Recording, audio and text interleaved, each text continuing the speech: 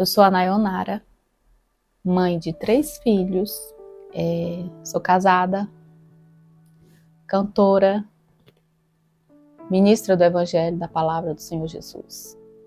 E hoje vocês vão conhecer um pouquinho da minha história. Não é fácil falar sobre esse assunto quando alguém aborda, quando alguém fala assim: ai, vocês têm filhos? A gente fala: temos. Quantos vocês têm? Não, nós temos 3 filhos. Ai, quem é o outro? Onde que está o outro? Né? Sempre tem uma forma de entrar no assunto e a gente tenta evitar. Sempre fomos super protetores, pais super protetores. Eu sempre falava para o meu filho assim: olha, eu não quero que você ande com o filho de fulano. Não é para ir brincar com aquele menino. Aquele menino não é uma boa influência para você. Até que um dia eu ouvi de uma mãe falar que o meu filho era a má influência, que não era para andar com ele, porque ele não era uma boa influência para o filho dela. E era verdade. Eu sou mãe de um DQ e um PPL. E o que eu vou compartilhar com vocês abalou a minha estrutura,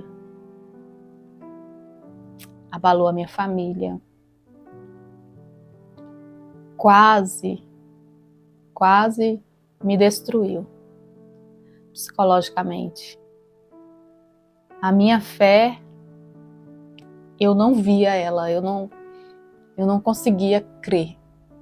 Mas Deus, Ele permaneceu fiel e Ele permanece fiel até hoje.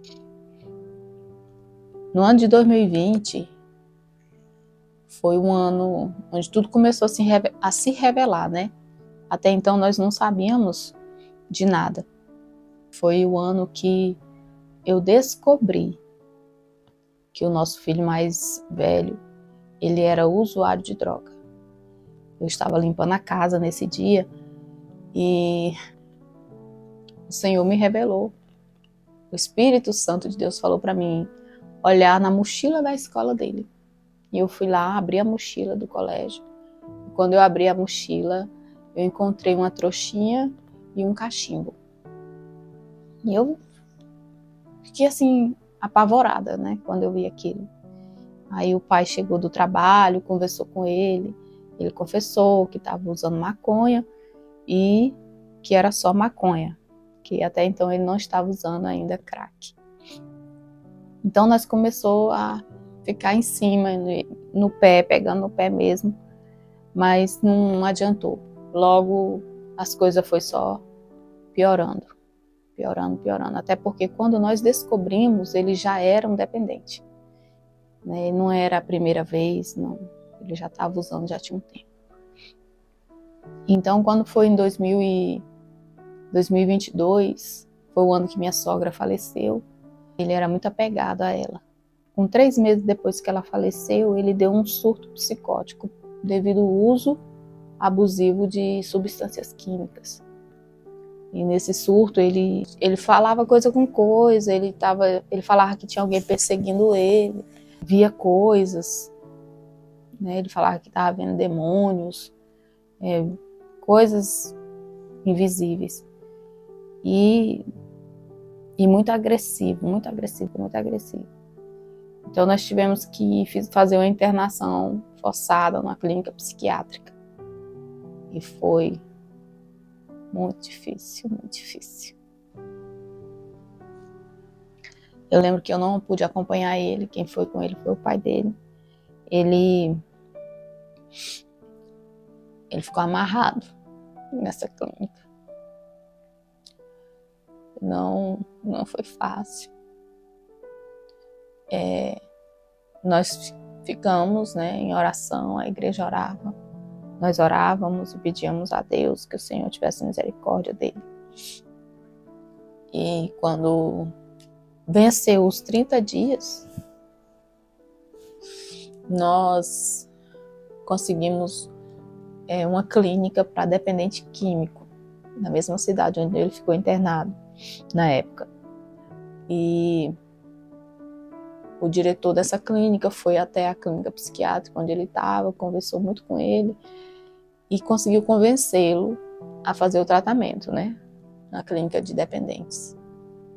Ele foi para essa clínica, ficou um tempo nessa clínica e logo que ele saiu, eu acredito que na mesma semana ou até mesmo no mesmo dia que ele saiu dessa clínica, ele voltou a usar.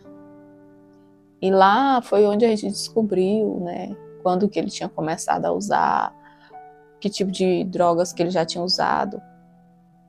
Foi onde ele se abriu, né, que ele foi contar tudo. E ele já estava usando, já tinha alguns anos já que ele era dependente. E é muito difícil para um pai e uma mãe escutar isso. Porque quem olha de fora, né, olha assim, para um pastor, para uma pastora, né, para um cantor, para um pregador. A pessoa olha assim e fala assim, nossa, mas aquela família é perfeita. Nossa, mas Deus usa fulano. Ah, eu queria ser usado igual fulano. Ah, é aquele velho ditado, a grama do vizinho sempre ela é mais verde do que a sua.